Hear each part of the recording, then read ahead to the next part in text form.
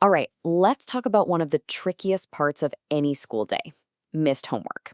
We're going to dive into a system called the Pink Slip Protocol.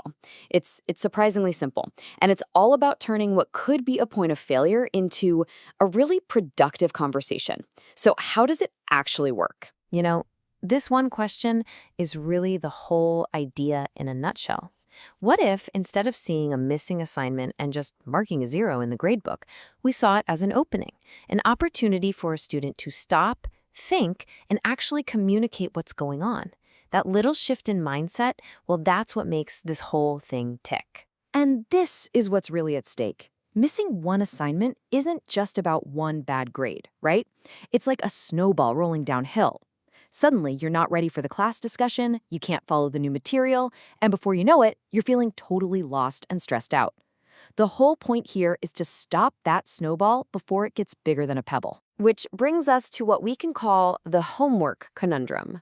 I mean, this is a daily reality for pretty much every teacher and student out there. How do you get that essential practice done without it turning into a constant battle? So, first off, we have to get on the same page about what homework even is. It's not busy work. Think of it more like an athlete running drills or a musician practicing skills. It's that day in, day out practice that builds real skill. And maybe even more importantly, it's a diagnostic tool. It shows everyone, the teacher, the student, exactly where the gaps are and where a little extra help might be needed. So, how do we solve this conundrum? Well, this system starts way before any homework is even missed.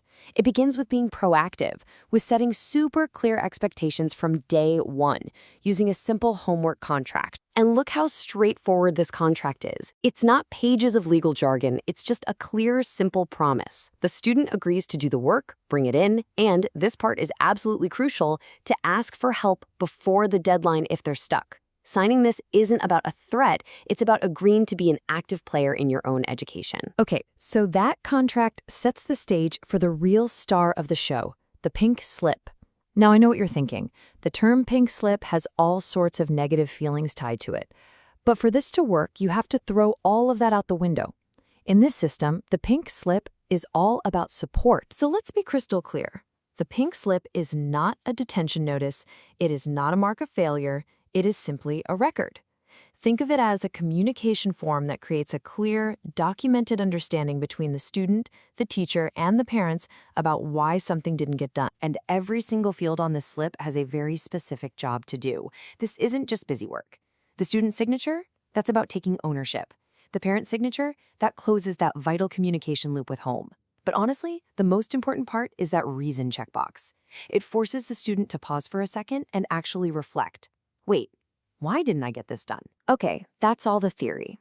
But what does this actually look like in a real classroom on, say, a random Tuesday morning?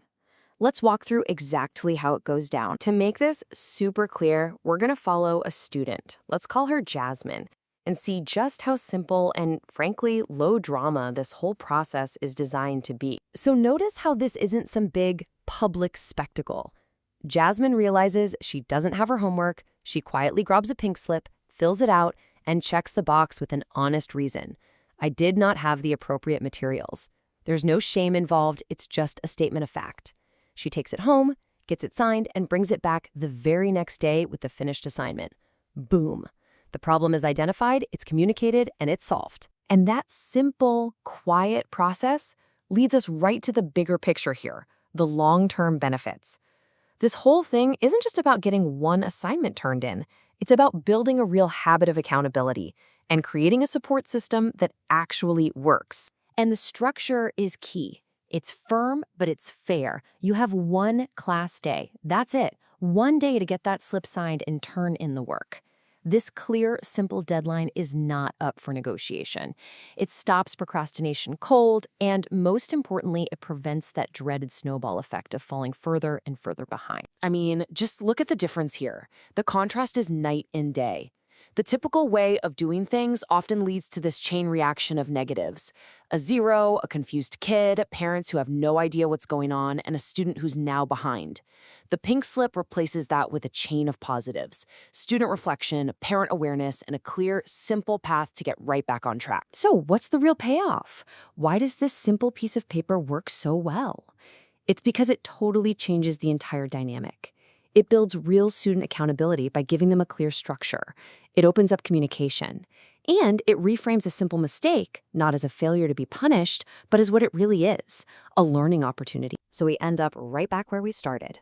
Can a little slip of paper really transform student responsibility? Well, this whole protocol seems to suggest that when that piece of paper is designed for communication, not punishment, the answer is a resounding yes. It's proof that sometimes the best solutions are the ones that build trust, give us structure, and get everyone focused on the same goal: success.